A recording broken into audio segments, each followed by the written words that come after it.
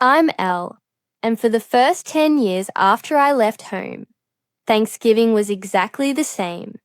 Turkey in my mother's too-small oven, my sister Serafina staging the table like a magazine, my Uncle Bob bringing a new girlfriend with a name that belonged to a yacht, and me crawling on the floor at some point because somebody's furnace decided the holiday was the right moment to die. I didn't mind. I'm an HVAC tech. I own a small shop in Seattle. Archer Heating and Air. Neon sign that buzzes and flickers when it rains. Always. Clipboard with grease.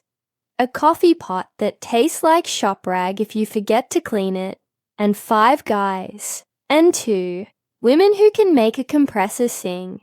And a landlord cry with delight because his tenants stopped threatening to move.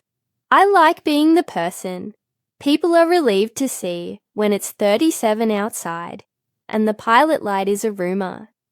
I liked it more because I was good at something no one else in my family could do, especially my mother, whose entire worldview involves cloth napkins and the phrase, "We'll see what the Millers think." The Tuesday before Thanksgiving, I stood under the Archer sign and watched it flicker to on. The air had that wet wool thing Seattle days do, when they can't decide if they want to be rain or part of your mood. My crew had done the last pre-holiday run. We had stocked filters in sizes that make homeowners swear. I had put together envelopes with a small bonus and a gift card for their kids because I am trying to be the boss I never had in a shop that hired me at 19 and didn't know my name until the first time I lifted a package unit onto a roof. It would be fine. For once, I wouldn't be taking calls during pie. I'd bring a bottle of wine nice enough Mum would pretend she chose it. I'd sit at the table. I'd be second-tier fancy, warm, literal, and otherwise. My phone rang. Mom. The screen made me smile before the voice landed wrong. Elle, honey, she said, I wanted to talk to you about Thanksgiving. There are sentences that mean exactly what words say. And there are sentences that arrive in a tone that says, you're about to be asked to accept something in a manner that proves how kind you are. Sure, I said, getting into the truck. Pumpkin or pecan? A pause bloomed like mold. We think it would be best if you skipped dinner this year. The truck drifted. I corrected. What? We're keeping it a little more formal, she said. Serafina's boyfriend is bringing his parents. Do you remember I told you? And we thought it might be better if it was just close family. I am close family, I said, flat. I am literally family. Of course you are, sweetheart, she said quickly.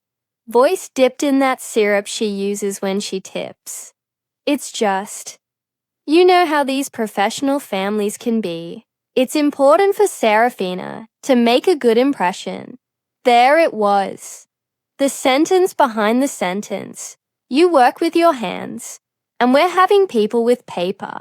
So, because I don't wear a suit and manipulate spreadsheets, I can't sit at the table, I asked.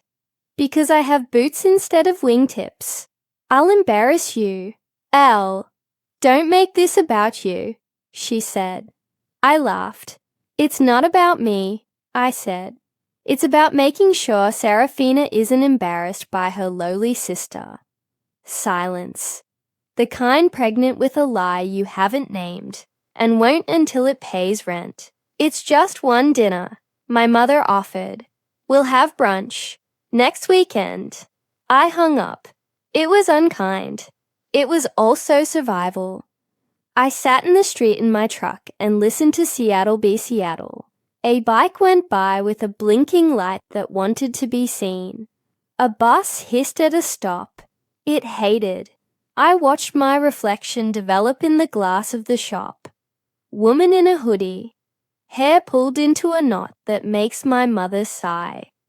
Grease under nails, that do more good than my brother-in-law's hands have touched in a year. I reminded myself of facts. I own my shop. I have 5 vans. I have a reputation that makes buyers call me before they call a home inspector.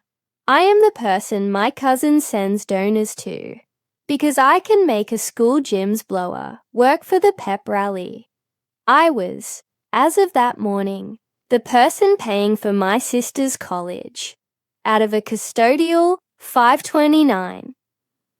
I opened 6 years ago. When she decided she wanted to go out of state, my phone vibrated. Genevieve, cousin, mother's side, long suffering because she has to remind my mother. She exists in a family that only likes 1 child per branch to behave. I need to tell you something. It's about Thanksgiving. My stomach did that tight thing you get when you know the truth. Is going to make you angrier. After it makes you feel less crazy, I hesitated, then opened it. They lied to you. There's no formal. There's no 12 seats. There's no, we told everyone to keep it small. They told everyone you were going to be on call. They told the Millers, boyfriend's parents, you were shifting holidays this year. They told Aunt Willa you had to take a service call and said, you know how HVAC is. It's not just that. They printed menu cards with everyone's names. Yours isn't on one. Your name is on Elle's pecan pie. Also, please don't kill me. Tuition bill is due Monday. Mum said, Elle will pay Monday, like always. I think. She thinks she can brunch you into a check. I stared at the little bubble of text until it blurred. Something cold moved up the back of my neck and into my hair. I wanted to drive to my mother's house and stand on her stairs and tell her all, the words that had been sitting in my mouth for 20 years like gristle. I put the truck in park. I pulled out a yellow pad from under the seat. I did what I do when a furnace dies or a relationship does. I wrote a list. Shop. Order filters. 16 25 51. 20 18 20s 1. And that bastard 16 mites 20s 1 that never exists. Bonus envelopes. Seal. Thanksgiving. Call Mrs. Dell. Pilot light. Discount because she lets us use her son's truck when ours die. Family. 529. Berzar. FERPA. Stop. I had set up Seraphina's 529 when she was 18, and my mother showed me a GoFundMe for college dream that would have embarrassed a person with less shame than my mother, and said, Elle, you're good with numbers. My mother is not good with numbers. Or people.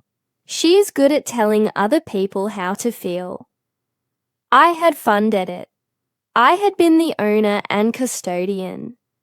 I had made the first year's tuition payment directly to the university because if there is anything I learned from loving a man who broke promises, it's that money is most honest when it goes straight to the job.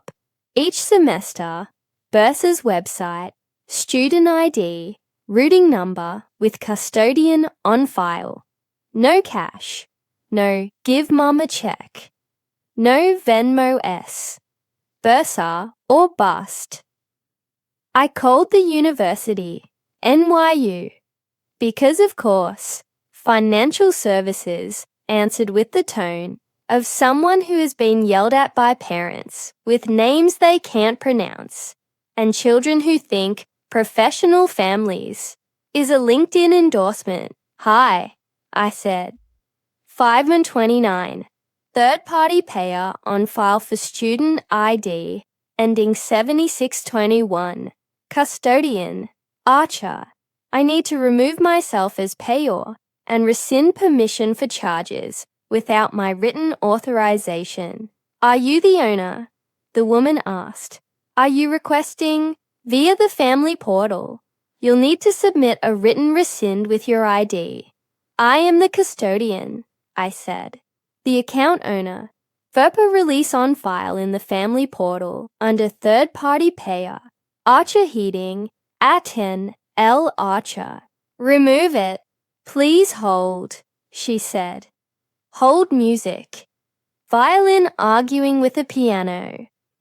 I leaned my head against the steering wheel so I wouldn't bite through the plastic.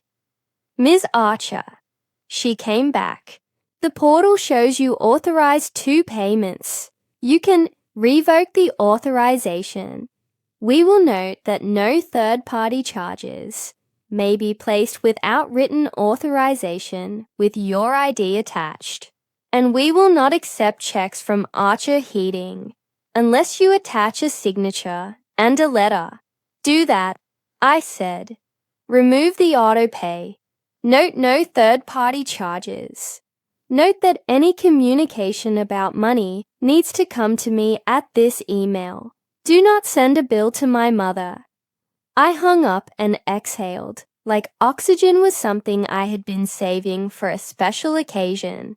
The temptation to text my mother everything I had just done was a brand of sugar I have quit. Instead, I called my banker because Rita is my Santa. Rita, I said. Do I sign something to freeze a 529? You remove the scheduled, she said. You move the beneficiary. No, don't be petty. You're not petty. You're mad. Different. I'm mad, I said. Okay, she said. Redirect it. That way you're not petty. You're strategic. Redirect to what? Your shop scholarship, she said. You keep talking about wanting to help kids who choose trades. Get the paperwork. Community Foundation. A little DAF. Archer Trades Fund. Make kids like yours. She meant mine. The shop kids. My crew's sons and daughters, who'd told me they were too dumb for college because high school had taught them to hate chairs, able to buy tools without selling their Christmas. I laughed. It sounded like a radiator that had decided to behave. Archer Trades Fund, I said. I like how that feels. I went back into the shop and made the envelopes for my crew with more joy than I had that morning. I added a note to each. Wednesday, shop Thanksgiving, 1 p.m.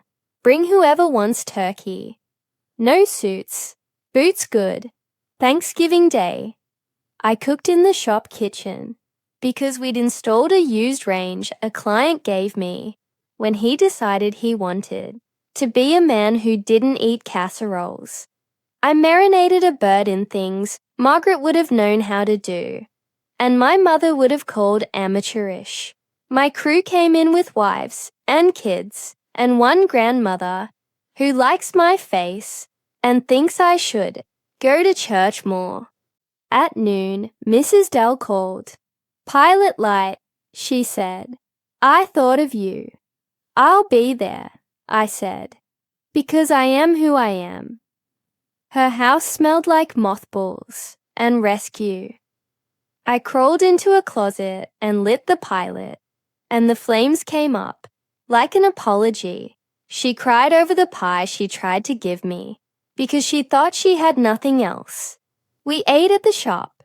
We didn't do a prayer, because I am not the kind of person people ask to bless the meal. We thanked each other with toasts that sounded like jokes and love. We sent leftovers home in foil because one of our techs has a wife who had a baby last month, and she will not be allowed to cook until January. At 4 p.m., my phone vibrated with a text sent to a family thread I hadn't left because I am apparently a person who enjoys punishment.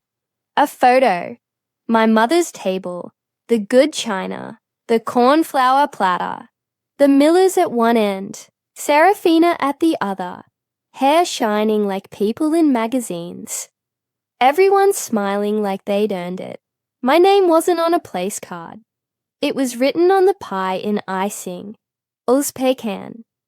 They had cut it already. Underneath, my mother wrote, "We missed you. Brunch Sunday," and added a turkey emoji, like that should neutralize lies. I put the phone face down. I pulled out my yellow pad. I wrote a new list. Archer Trades Fund. Paperwork. Community Foundation. Name, Archer Trades Scholarships. 10K seed this year. 2K a semester, starting spring. Tools, tuition, exam fees, EPA Section 608, gas cards, Bursar rescind, sent, 529 auto, off. Letter to Serafina, no longer funding, write Monday. CC, her academic advisor. With FERPA release note, be professional, no screaming. HR, shop sign closed, fry sun. We will not be on call for mom's feelings. Exceptions. Mrs. Dell, elderly, babies. Talk to Lily, my cousin on dad's side, about telling truth without turning into mom. Mabel, turkey. On Friday morning, I wrote the letter to NYU Financial Services, officially rescinding my third-party payer authorization and requesting acknowledgement. They emailed back, received. Hold placed on third-party payer line. Bill will generate to student portal only. I added the email to a folder labeled S-FinAid and felt the kind of relief men write songs about. On Saturday, I answered a service call at a shelter because the blower wouldn't. The girls there called me Miss L, and their counselor hugged me with one arm. I cried in the van, then laughed because crying in an Archer van is my new hobby. On Sunday, my mother sent brunch 11, and my sister sent, "You better bring pie," with a winky face. I sent nothing. My cousin Genevieve texted a picture of pumpkin mimosas and a caption, "We took your pie and took pictures of Aunt Willa, pretending it's yours." I hate everyone. I love you. I wrote the letter to Serafina instead. S. Financial aid is your responsibility going forward. The 529 is no longer paying your invoices. This is not punishment. This is boundary. I will not be the person who is not invited to a table and then asked to set it with checks. You have options: scholarships, loans, work study, job. If you want to talk to me like a human who respects my work and my name, I am here Mondays at 6. We can go line by line and build a plan that doesn't include me being erased. LPS. Bursar copied for their file. Your portal has the bill. It is due Monday. At 1:30 on Monday, my phone rang with a number that looks like it belonged to an angry person. She didn't say hello. "You are unbelievable," she said. "You think you can do this right before finals. You think you can just pull funding because you had a tantrum. I think," I said, calm, "that you kicked me out of Thanksgiving because you were embarrassed to introduce your sister, the AC tech, to a family with paper. I think you lied to me. I think you used my name on dessert." "It was a joke," she said. "We missed you." "You did not miss me," I said. "You missed my ability to pay a bill. You cannot do this," she said. "I will fail if I cannot register for next term. You will be responsible. I am responsible for Archer Heating Central Air Packages and Mrs. Dell's pilot.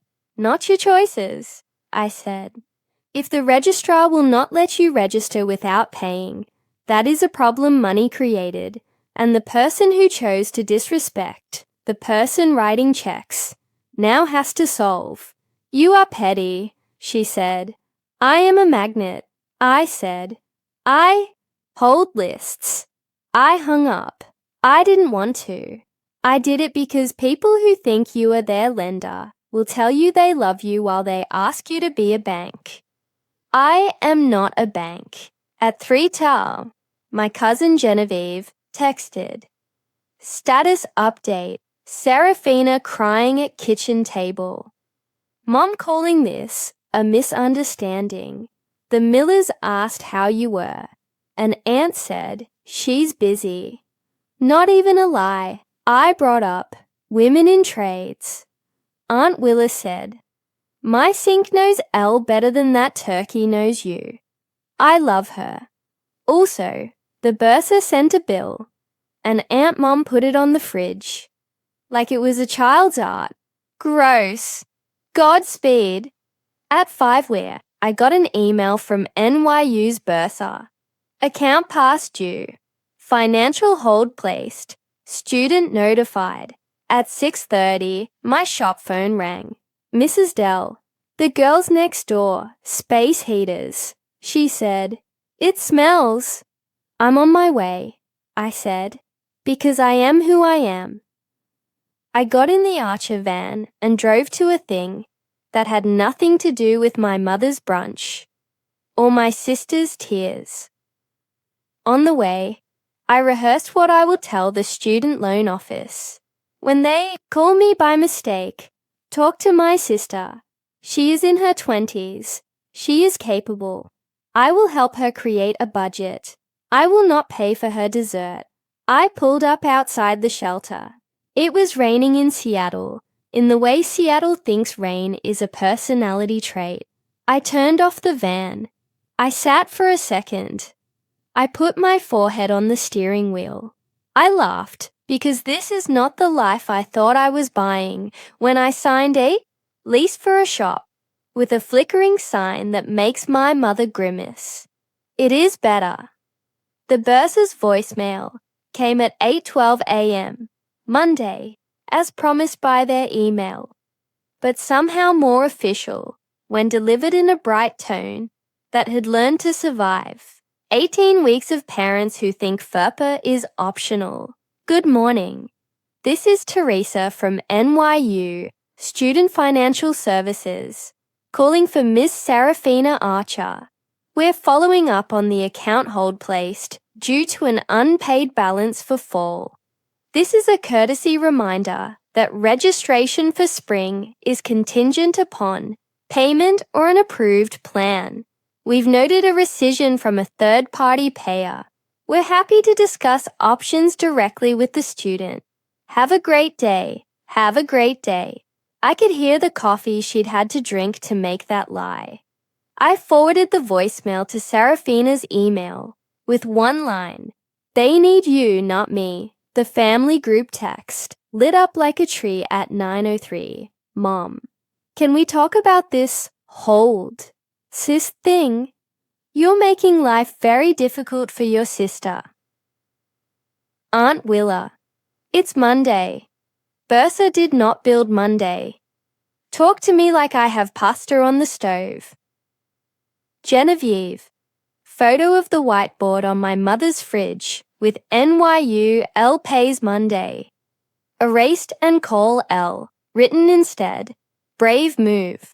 Serafina, this isn't funny. They put a hold on my registration. I can't enroll in classes. What am I supposed to do? Me, make an appointment with financial services. Ask for Teresa. Ask about payment plan, work study, and institutional aid. If you'd like me to sit with you and make a budget that doesn't include erase L, I'm available Wednesday at 6. Mom, L, you are really choosing violence over family today. Aunt Willa, she is choosing no. That is a complete sentence. We will learn it. At 10:20, my shop phone rang with a number that matched the area code on the wine my mother bragged about buying for $49 and telling everyone it retails at $80. Archer Heating, I said. This is Elle. A woman exhaled the kind of breath that comes from people who have always had heat and suddenly don't. Ms. Archer, this is Judy Miller.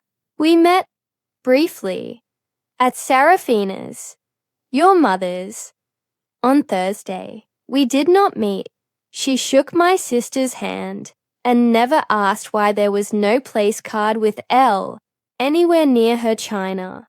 But I let the lie sit, because my better angels, like pilots with children. Our house is very cold, Judy Miller said. We woke up to, you can see your breath. The thermostat reads 55, and it's not coming up. How old is your furnace? I asked, my voice doing that calm thing crisis needs. She hesitated. It's new. We did a remodel last year. It's a thing that sits on the wall. The contractor said it was high efficiency and very low profile. A mini split? I ventured. Or a wall-mounted high-efficiency gas unit? I don't speak any of those words, she said, half laughing like she wanted me to forgive her ignorance, half crying like she wanted me to come make heat. Any error codes on the thermostat? I asked. Blinking lights on the unit. There are 3. Red blinks. Then a pause. Then 3 again, she said, reading like a patient calling poison control. Okay, I said. 3 blinks on a 90 plus often means pressure switch or inducer issue. High-efficiency furnaces produce condensate. If the drain is clogged, the pressure switch stays open and locks out. Sometimes it's a leaf stuck in the intake. Sometimes it's a dead mouse in the trap. Do you have carbon monoxide detectors? Yes, she said quickly. Are they silent? Yes, she said again. I am not that kind of. I would have called 911. Good, I said. Turn the thermostat off. I'm coming. Don't relight anything. Open a door. Put on a sweater because your fancy remodel is about to remind you it has windows. Thank you, she said, small. Their house was 5 minutes from my mother's. Driveway poured last summer. Corner lot. That thought it was better then. It's block. A metal plaque by the front step with a monogram I didn't need to know. I hauled my bag in like a person invited to dinner and never seated. Judy met me at the door in an expensive robe and the face of a person who had cried and done her makeup again because she had someone coming over. It's in the basement, she said, and immediately looked embarrassed. I mean, we think of it as a garden level, but yes, it's in the basement.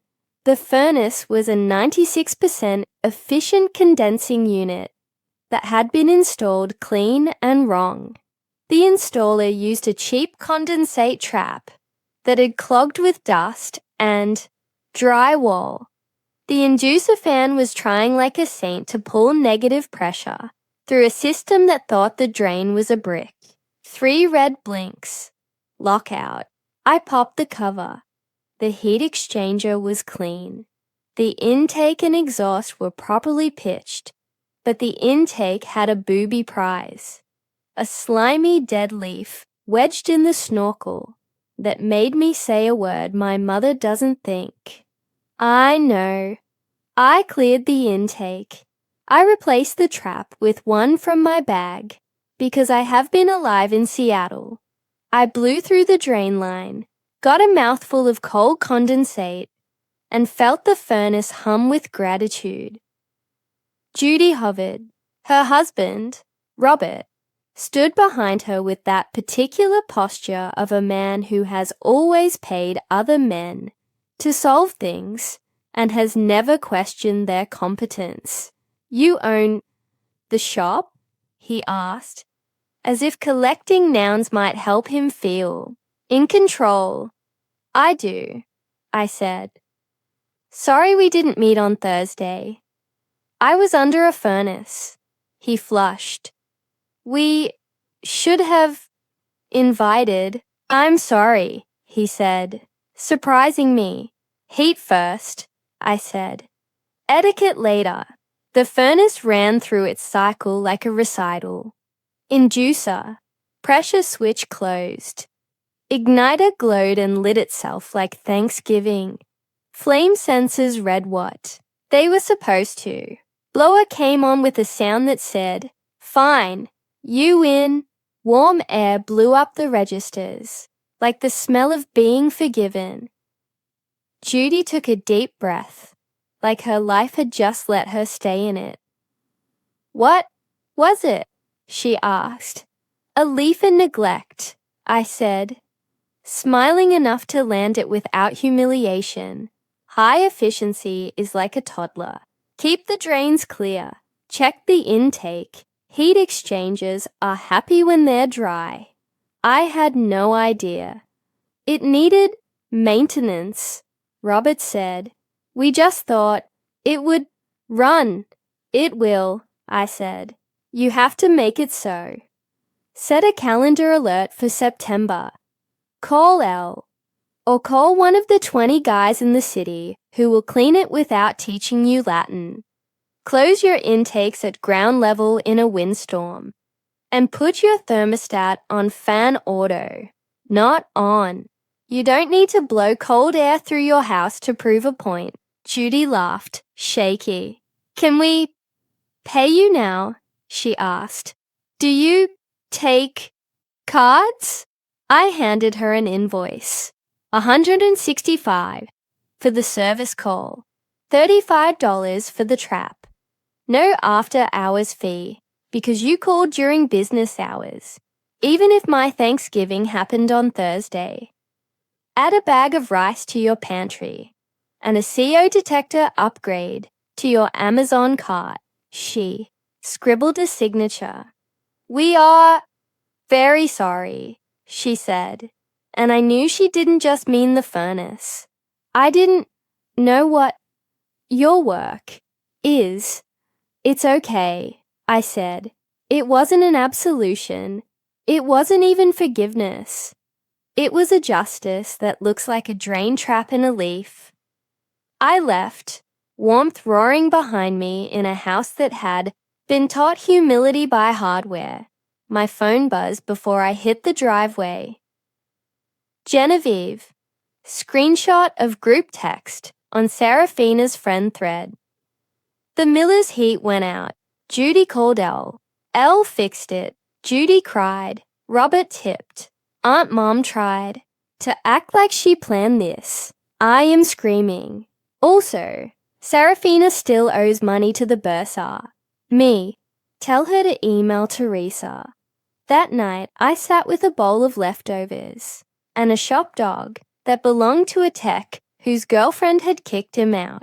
I scrolled through the Archer Trades Fund paperwork Rita had sent. A simple donor-advised fund. Application with language that made me feel like a caricature and also like a person who does not need to argue with her mother for my goodness to exist. Name of fund: Archer Trades Scholarship Fund.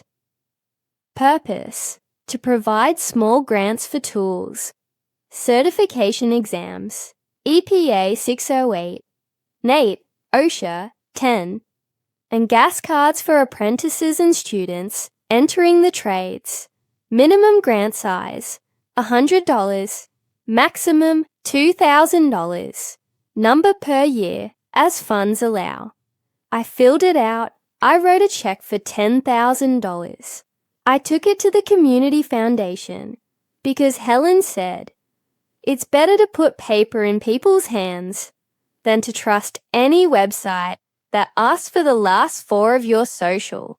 The program officer smiled like she does when someone says, "The craft room needs more tape," and I wanted to kiss her on the mouth for understanding what I bring to the world. On Wednesday, Serafina and I sat at a diner between campus and a street that sells ramen.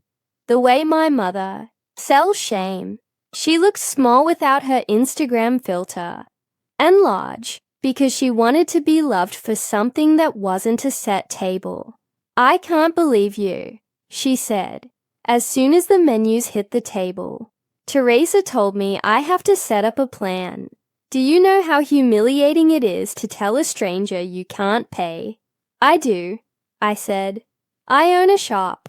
You think I've never looked a supplier in the eye and asked for 30 days. She deflated.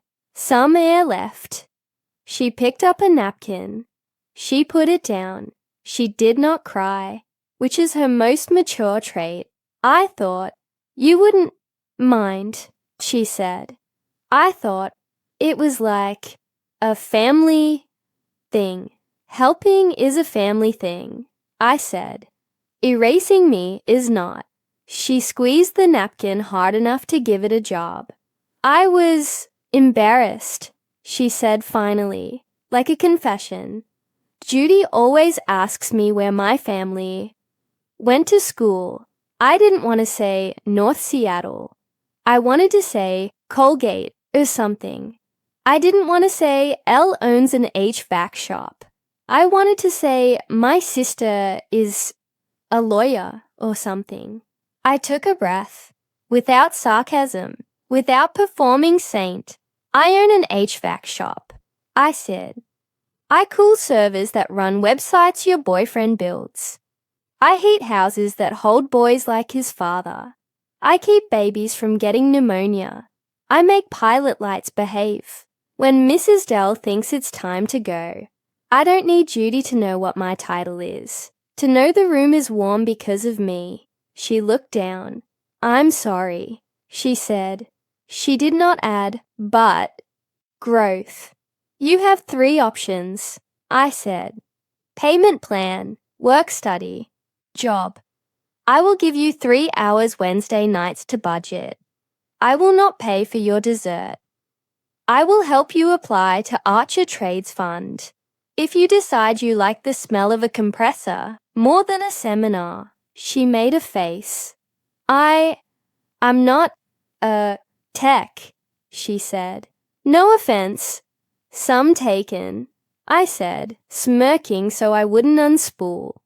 "You don't have to be.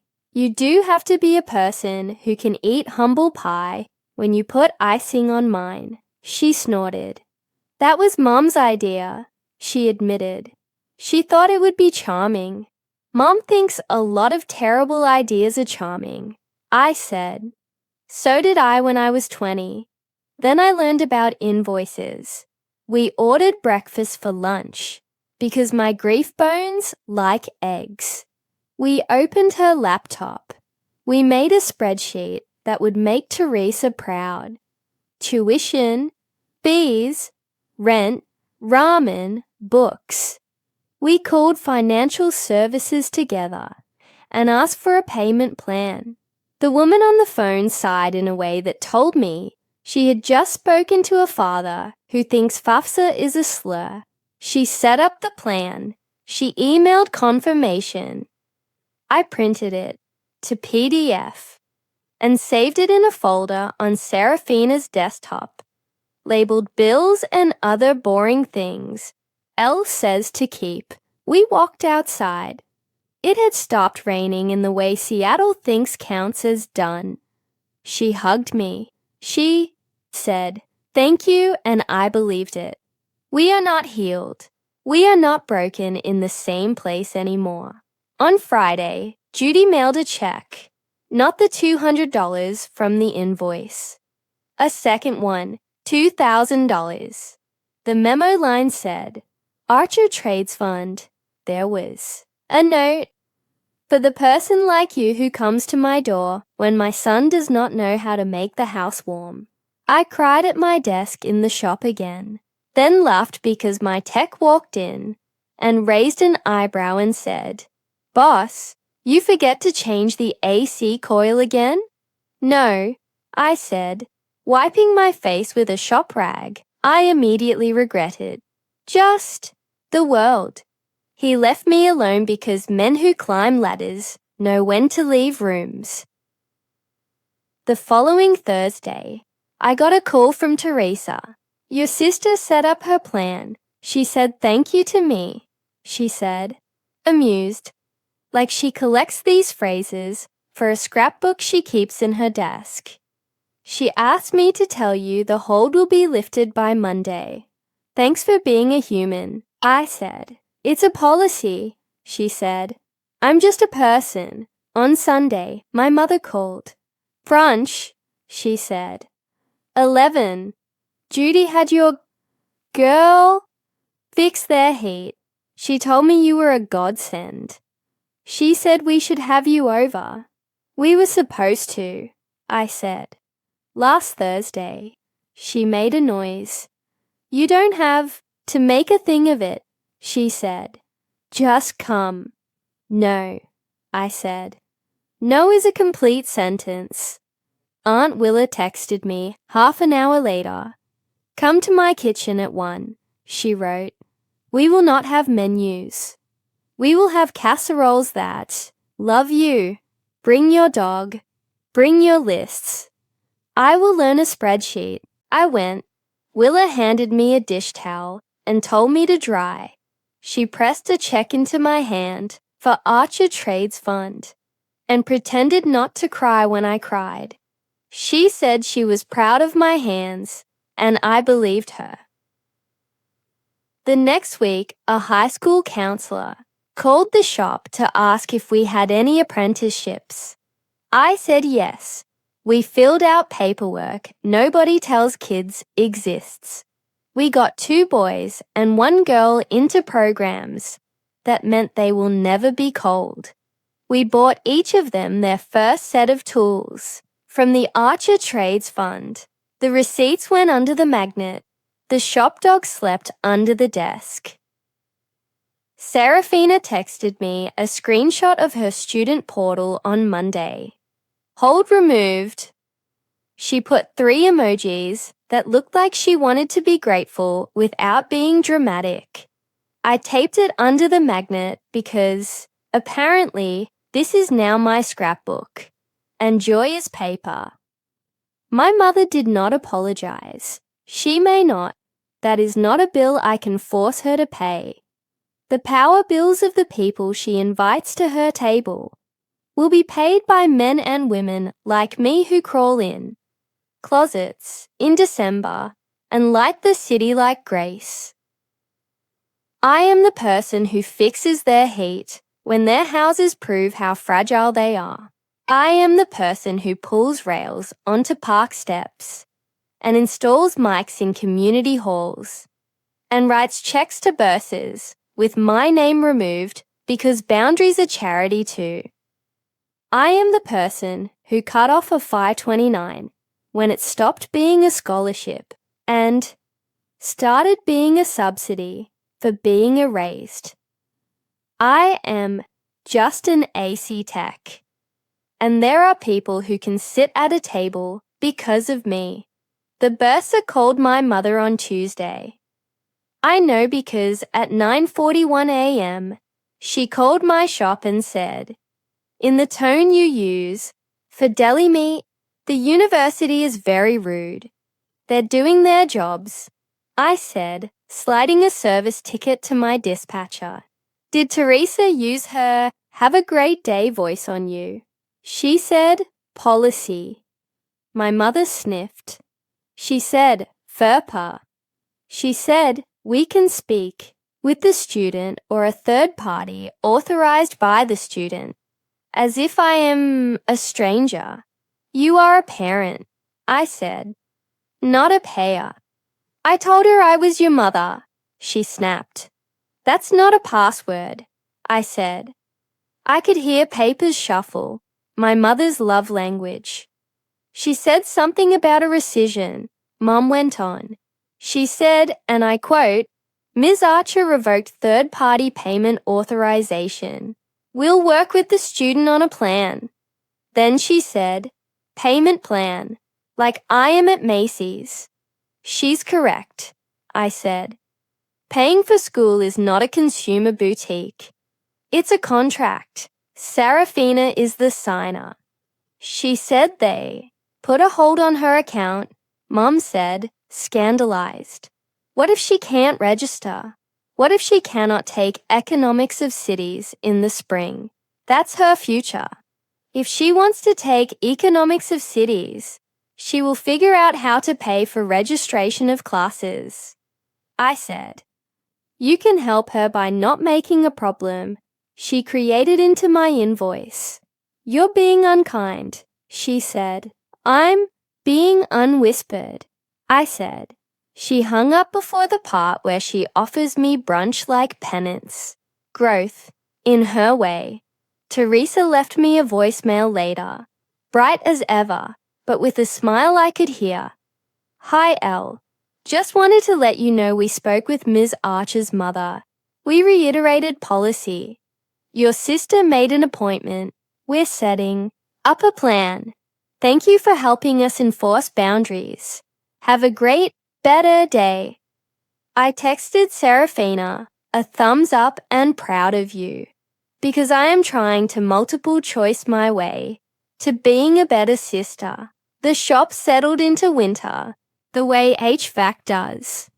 A sheet of work orders, a stack of filters. Mrs. Dell baked something that pretended to be cake and tasted like love and dust. The Archer Trades Fund cashed its first 2 microgrants, 118, for an EPA 608 exam for a kid named Tyrell, who has hands like a mechanic and a laugh like a compressor, starting $72, for a basic set of nut drivers for a girl named Wren, whose mother cried in my shop because someone in a polka dot scarf told her her daughter should try something less physical. We bought her drivers, I said. She bought me a donut. On Friday morning, Mrs. Dell called. Not because anything was broken, but because she has learned where to aim me. "The girls' shelter down the block is doing lights," she said. "I told them you have ladders." "Mrs. Dell," I said, mock wounded. "That's not how HVAC works. It's how kindness works," she said. "You promised me last year you'd take my arbor down. Consider this cosmic interest." Saturday dawned cold and brittle, the kind of Seattle day that pretends it doesn't know how to snow.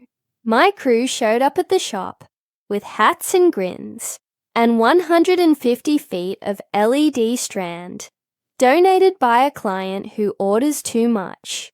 We loaded ladders. We were very official. We looked like a small army of elves who could also replace a compressor. The shelter was already a riot. Kids with marker on their fingers. Counselors with patience on their sleeves. Their lights tangled like a moral lesson. My guys detangled like prayer. We hung strands across the fascia and along the porch rail. We measured lazily because joy is not measured in inches. We let the girls plug in the final bit because that's the only part that counts for a story. The lights came on gently, then loudly, then the entire home exhaled. One girl clapped because she wanted to be 5 and didn't care who knew. Another one took a picture and probably sent it to a person we'll never meet who will have to turn something around because a string of lights told them this was the place to do it. The Millers showed up with hot chocolate. It was ridiculous. It was perfect. Judy's coat was enormous. She looked like Mercy had eaten a duvet. Robert carried a box of paper cups, and a face learning humility fits better when it's served hot. "We thought you could use this," Judy said, passing a cup to my youngest tech. and then looking deeply surprised that hot liquid can be good. We owe you more than warmth. Hot sugar is doing the job, I said. We are paid in cocoa. Robert cleared his throat. We would also like to donate to your scholarship, he said. He had practiced it. It still hurt. He took out a check, and then, because he didn't trust the pretty movement of a formal request, put a second thing on top of it, cash. Some people only know how to pay with crisp things and apologies. He had both. Archer Trades Fund. The check read, $2,500. The memo line, invoice for humility. I laughed. It sounded like a furnace returning to service. It never gets old, I said. Humility paid is never a late fee.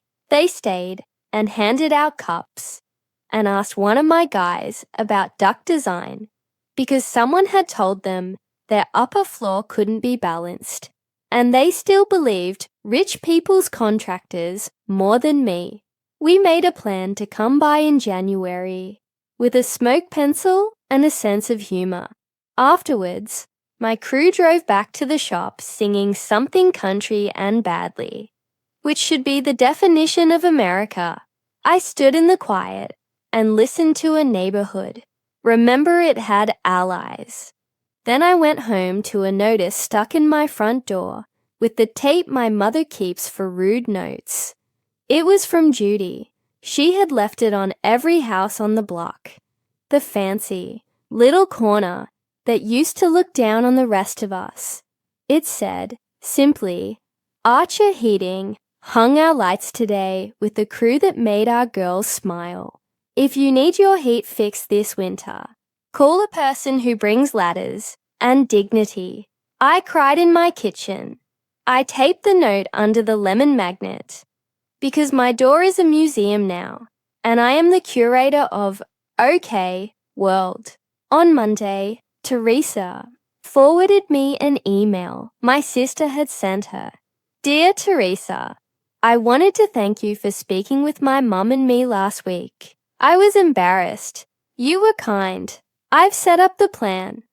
I will be getting a job at the coffee shop on campus, 20 hours a week. I will be applying for work study. My sister is going to help me make a budget. I think she's going to laugh at my coffee line. Sincerely, S. Archer. Teresa had written at the top. Thought you'd like to see this. And yes, I asked if she was okay sharing. Have a great day. The words sincerely, with a period, did a thing to my rib cage. I called my mother. Do you have a minute? I asked, leaving her no room to say, brunch? Like a solution. She sighed. The sigh of a middle manager who thinks the meeting could have been an email. If this is about, it is, I said. We're not doing Thanksgiving like that again. Like what? She asked. Like ignoring the person who fixes your heat because you want to impress a person whose microwave does. I said, we can do small. We can do formal. We cannot do invitations like erasures. She was quiet.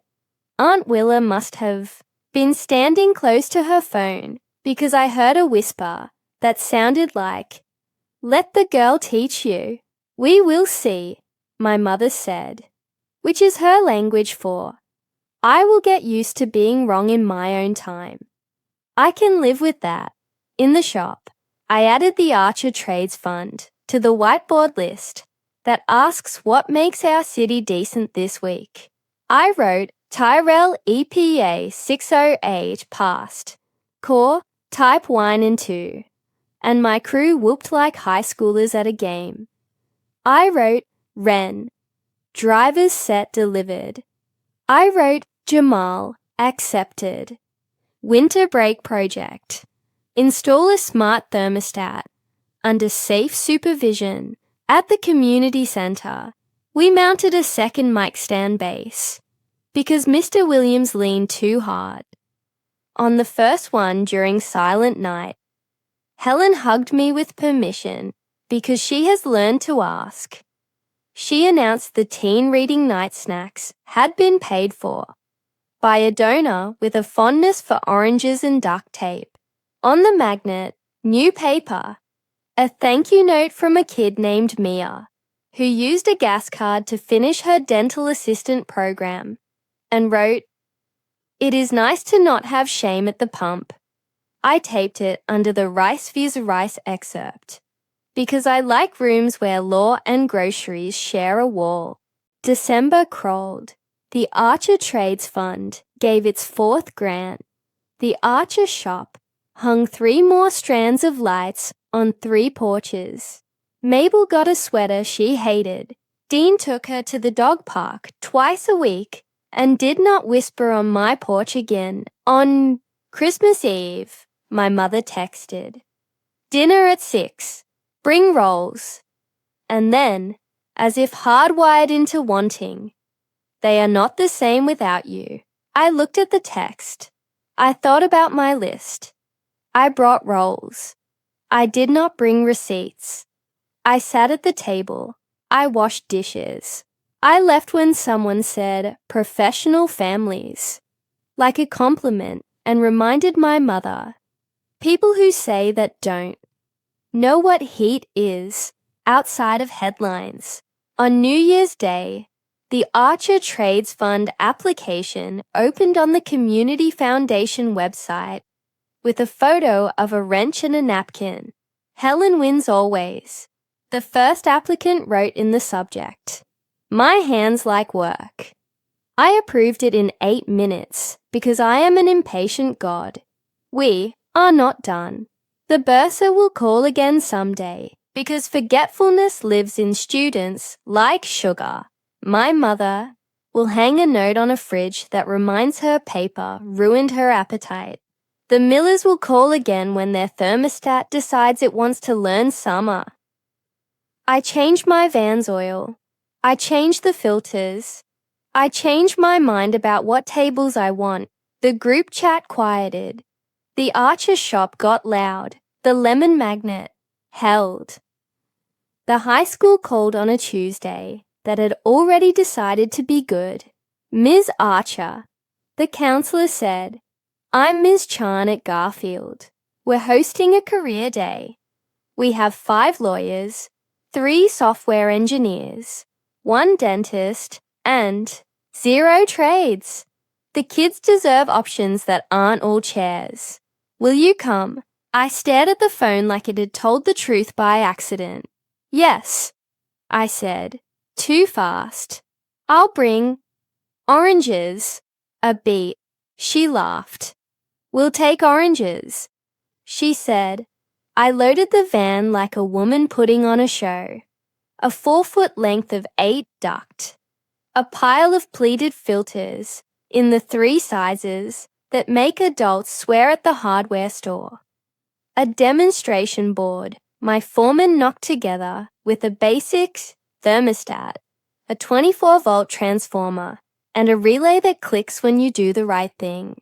A box of oranges, because nobody concentrates on an empty stomach. And high school cafeterias are crimes. 2 collapsible mic stands, because I never trust anyone's. Helen from the library handed me a rubber bin with scissors, masking tape, and 2 rolls of blue painter's tape, like she suspected I might need to be myself. "Tell them the truth," she said, "but let them keep liking you." The auditorium was a gym with a wooden floor that had forgiven more shoes than pews. "Do." Ms. Chan's smile greeted me at the door, like a traffic cone pointing to safety. "Thank you for coming," she said, and the "you" was large enough to include every person I know who walks into rooms with a wrench. We set the duct on a table that had lost its polite in '98 and wrapped blue tape under the legs because liability. We taped the mic cable down the wall because memory. We laid out oranges because oranges on a table make high schoolers smile. Science. The other presenters hovered with trifold boards and brochures that looked like bank lobbies. A woman in a fitted dress with a name tag that read Elise Miller, Community Fund, walked in carrying a case of sparkling water and a face that lit when she saw me. "We sponsored the snacks," she said, sotto voce. "Also, I brought you a mic that actually works. The Community Foundation has a budget line for small miracles." "Keep doing that," I said. "Small miracles pay better than checks." She squeezed my arm. Her husband hovered near the exit, like he had learned how to attend a public school event without making teenagers feel like they were at a HOA meeting. Kids spilled in like weather, heavy, clamoring, indecisive. A group in football hoodies. A trio with hair dyed like arguments in good homes. A girl in a jean jacket who looked exactly like me, at 15 minus the part where I thought comfort existed in fluorescent rooms. Miss Chan tapped the mic. It didn't. Squeal. "Bless you, Archer Mic Fund." "Welcome," she said. "Be curious. Take handouts. Listen to people who do different kinds of work. The world is built by more than LinkedIn." I went second. Lawyers wear people out. I am a palate cleanser. I always didn't start with, "You can make 100K without debt." I wanted to. I started with the thermostat. "This little square," I said, holding it up, "tells a furnace what to do. It doesn't do anything itself. It just communicates. The only reason your house is comfortable is because a human showed up and made this talk to that in a way that matches the weather and your stubbornness." I clicked the relay. A small satisfying thunk. Heads turned. "That sound means I did my job," I said. "So does heat. So does the smell of no mold in a school with 4,000 kids and one music teacher who won't stop complaining." I pointed to the duct. "This," I said, "is the reason your classroom has air in the back. If it's not sealed, the person in the front is hot, and the person in the back is writing 'This school sucks' on TikTok." They laughed. Relief, not permission. "I am an HVAC tech," I said. "I own a shop. I crawl into places where men who make papers don't. I check pressure switches. I clear drains. I go to Mrs. Dell's every Thursday in December because her pilot is grief, and sometimes grief just needs a person." Hands. My favorite part. They came like hail. "How much does it pay?" A boy in a beanie asked. Eyes darting. "Apprentice in this city starts at 22 to 28 hour. Union a little higher. Benefits. And you don't buy books that smell like other people's money. In 4 years, 35, $45,000. More if you own the shop. Some days you will hate your knees. Most days you will like your bank app. Do you have to be strong?" A girl asked, arms crossed like a dare. "You have to be stubborn," I said. "Strong helps if you like ladders. We use mechanical advantage. I can teach you to move a 300-pound condenser without crying or Instagram." "What's EPA 608? A boy in the second row read off my board like I had planted him. "The certification that lets you handle refrigerant," I said, delighting. "There's a core and 3 types. You can pass if you can read questions and admit you don't know. Everything. Archer Trades Fund will pay your exam fee if you show up to my shop and say, 'My hands like work.'" "What's work study?" a girl asked. Can I do school? And this, you can, I said. If your counselor loves you enough to be irritating. Ms. Chan stood, waved the handouts in the air like a rally. We will help you, she said. We will help you schedule so you're not taking AP Latin and HVAC 101 on the same day unless you hate yourself. Ms. Archer gave me a QR code that leads to a legit application that does not ask you for your mother's maiden name. We vet, she pays exam fees. We buy tools. We do not buy Instagram. They laughed. They wrote it down. I watched a boy write tools under rent on a piece of paper and felt like a priest. Girls? Someone from the back. Sneer or curiosity. Could not tell. Girls, I said, flat. We like clean filters and knuckles that bleed. There are creeps. There are women. There are bosses who will set you on fire if a man looks at you wrong and calls it normal. Also, some of my best techs have small hands. If you can reach the back of a cabinet without swearing, you are my hire. What about college? Someone. Inevitably. Do you hate college? I hate debt, I said. College is not a husband. It is a tool. If you need it, go. If you don't, come see me. I will teach you how to prefer ladders to mantras. I passed out oranges like blessings. They peeled them and ate, without misery, which is all I ask from any room. After, a line formed. The jean jacket girl asked if she could borrow my nut drivers. I told her to come by the shop Monday. A boy named Juan asked if I would look at a photo of his mother's water heater and told me the pilot wouldn't stay lit. I sent him a troubleshooting sheet with 3 warning labels about CO. A group of girls asked me if I had a women's crew. I made a mental note to make one. When they broke, the lawyer in the fitted dress came up and shook my hand. You're good, she said, a little grudging, which made me like her.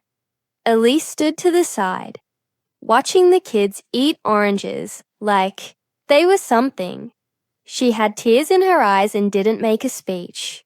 At the back of the room, Serafina stood with a tote bag that said NYU, because my sister needs the world to know things, and sometimes the world needs to be bored by it.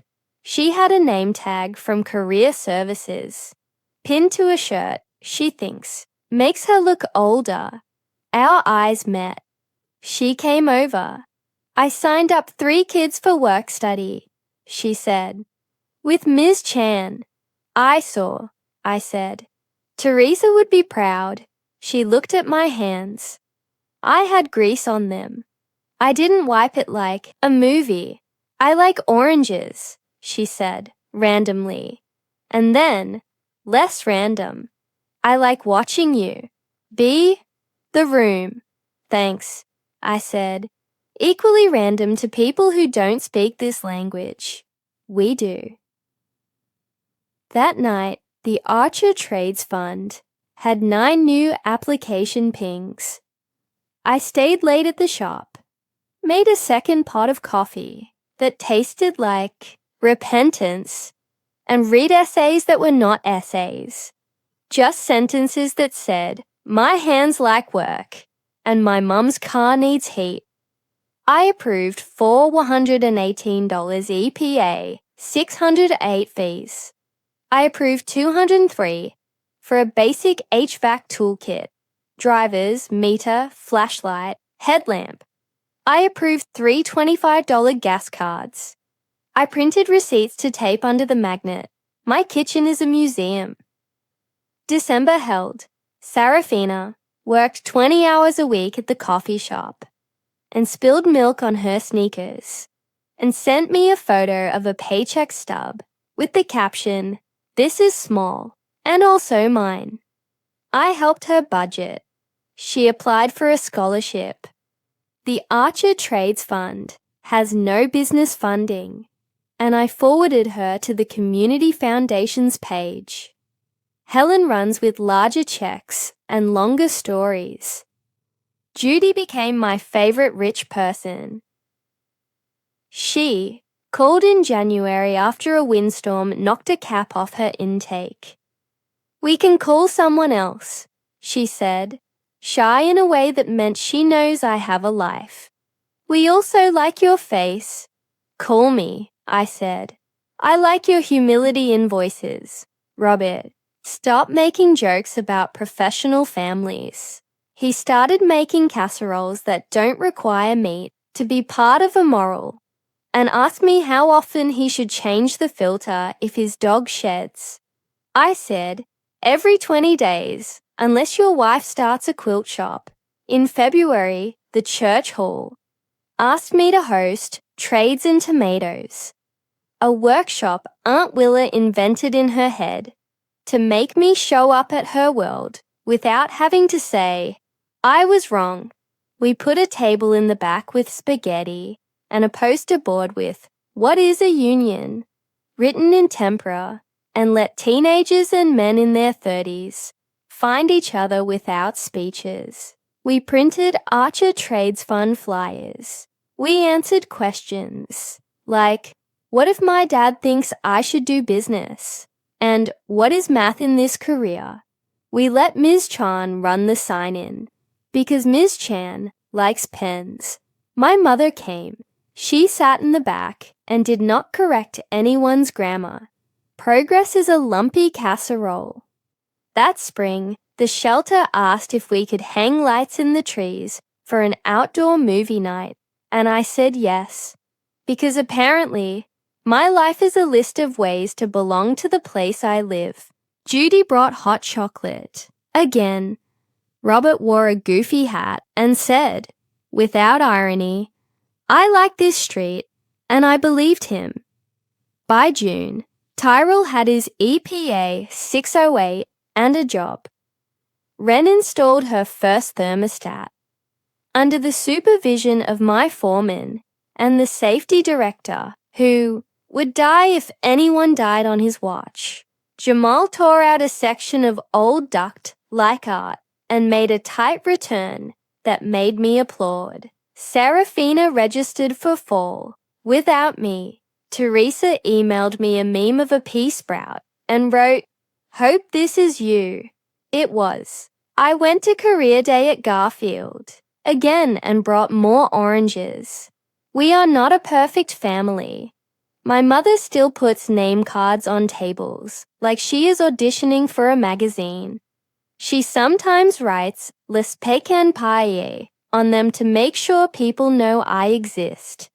I sometimes bring pie. We sometimes eat it. We rarely speak of the year of the hold. We text in a group where Aunt Willa reigns like a benevolent dictator and types "no" when someone tries to make "professional" into a eulogy. Genevieve sends me photos of the fridge when my mother puts bills on it like art. I send her photos of the magnet in my kitchen, which is a better exhibit. The Archer Trades Fund is not large. It is enough. Gas cards and exam fees add up. Kids show up with wrists that look like they understand the difference between work and guilt. My crew brings donuts, which is ridiculous and correct. Rita, in the credit union, says my DAF balance is healthy and my shop account could be better, and says it with a voice that tastes like piano. Angela sends me a postcard from a courthouse with a smiley face drawn in gavel. Judge Klein's eyebrows live in my memory like a lighthouse. And Serafina, she pays her bursa bill because she works 20 hours, and because the people who teach her now are the people who are always around with hands and patience. Counselors, librarians, Aunt Willa, me. She doesn't erase me to make a table look good. She sometimes asks me, to teach her to make lasagna, because Aunt Willa said she was an adult when she learns how to feed another adult. On a day in late June, I stood on a ladder running low voltage, wire through a joist that hated me, and Robert yelled from the yard, "What's your invoice for humility today?" And I said, "You already paid it in cocoa," and hung the last loop of a string of lights over a porch where a girl working her first summer job slid into a chair that wasn't hot for once. It is enough. It is ridiculous. It is mine. No more. Whispers. Mic that works. Oranges in a bowl. A thermostat on a table. Hands that like work. A sister who said please. And a mother who sometimes chooses no as a sentence and lets a girl teach her. And rails in the park. Always rails. In the park.